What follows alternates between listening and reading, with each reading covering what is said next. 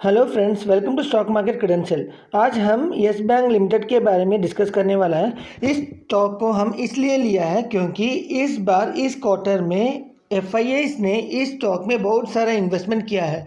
Percentage wise बहुत अच्छा improvement हुआ है इन्वेस्टमेंट में, उसके बारे में डिस्कस करेंगे। इसकी वजह से जो है ये स्टॉक है पिछले क्वार्टर के हिसाब से अगर नेट प्रॉफिट देखेंगे तो थोड़ा लो आने के बावजूद भी बहुत ऊपर जा रहा है, क्योंकि एफआईआई इन्वेस्टमेंट जो है बहुत इंपॉर्टेंट है इस स्टॉक में और अच्छी तरह इन्वेस्टमेंट हुआ है। उसके पहले हम आज के कारोबार देखेंगे और एफआईआई इन्वेस्टमेंट में जाएंगे।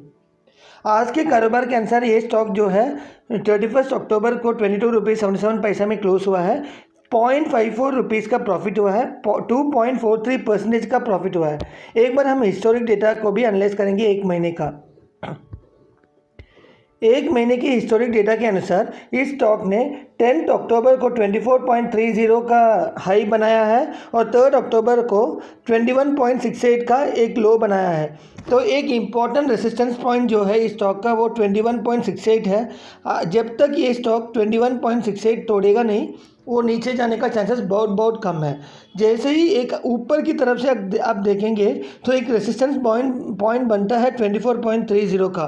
तो एक अच्छा रेसिस्टेंस पॉइंट 24.30 पे है। अगर वो तोड़ता है तो अगला लेवल जो है ये स्टॉक 26 से 28 तक जाने का कोशिश करेगा। अगर हम क्वार्टर ऑन क्वार्टर बेसिस में एस बैंक का परफॉर्मेंस देखेंगे तो नेट इंटरेस्ट, टोटल इनकम और नेट प्रॉफिट दोनों क्वार्टर ऑन क्वार्टर बेसिस में कम हुआ है। जब भी ये तीन चीज़ एक बैंक के लिए कम होता है तो स्टॉक गिरता है, लेकिन इसके बावजूद भी ये स्टॉक ऊपर गया। उसका रीज़न हम डिस्कस करेंगे। उसके पहले अगर आप देखेंगे तो नेट इंटरेस्ट अर्न में जून क्वार्टर में 7,604 करोड़ था, लेकिन इस क्वार्टर में कम हुआ है, 7,388 करोड़ ही हुआ है। तो लगभग आपको 250 करोड़ का जो है नीचे आते हुए दिखाई दे रहा है इंटरेस्ट रेट। और अगर आप टोटल इनकम देखेंगे तो 9,429 करोड़ था, वो कम होकर 9,113 करोड़ हुआ है। लगभग 300 करोड़ का टोटल इनकम में डिक्रीज हुआ है। इसके अलावा अगर आप नेट प्रॉफिट देखेंगे तो 808 करोड़ था पिछले क्वार्टर में और इस क्वार्टर में 664 करोड़ है। लगभग आपको दिखाई देगा 150 करोड़ से ज़्यादा नेट प्रॉफिट में भी कम होते हुए दिखाई दे रहा है। तो ये सब नेगेटिव था। इसके बावजूद क्यों ये स्टॉक ऊपर गया वो अभी हम डिस्कस करेंगे। के बावजूद भी ये स्टॉक ऊपर जाने का एक ही रीज़न है एफआईआई इन्वेस्टमेंट। पिछले क्वार्टर में देखेंगे तो 24.95 था, लेकिन इस क्वार्टर में 24.95 से भी ऊपर जाके 44.95 ऊपर गया एफआईआई इन्वेस्टमेंट।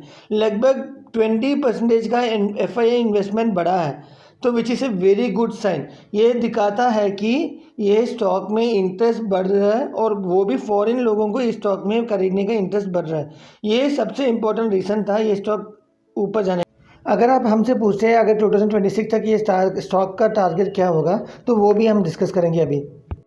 तो 2026 जून तक इसका टारगेट जो है मिनिमम 35 होने का चांसेस बहुत ज़्यादा है। अगर आपके पास 5 साल का टाइम है, यानी आप 2030 तक वेट कर सकता है, तो इसका टारगेट जो है हम सजेस्ट कर रहे हैं, इसका टारगेट जो है 70 तक जा सकता है, आराम से 70 तक जा सकता है, क्योंकि इसमें इतना कैपेसिटी है। और ऊपर से इसका नेट एनपीए, ग्रॉस एनपीए सब इम्प्रूव हो रहा है। उसके साथ साथ एफआईआई इन्वेस्टमेंट में भी इंप्रूवमेंट दिखाई दे रहा है, which is consider to be very good. अगर आपको हमारा चैनल अच्छा लगा, do like and subscribe our channel and click the notification bell button for further notification. Thank you.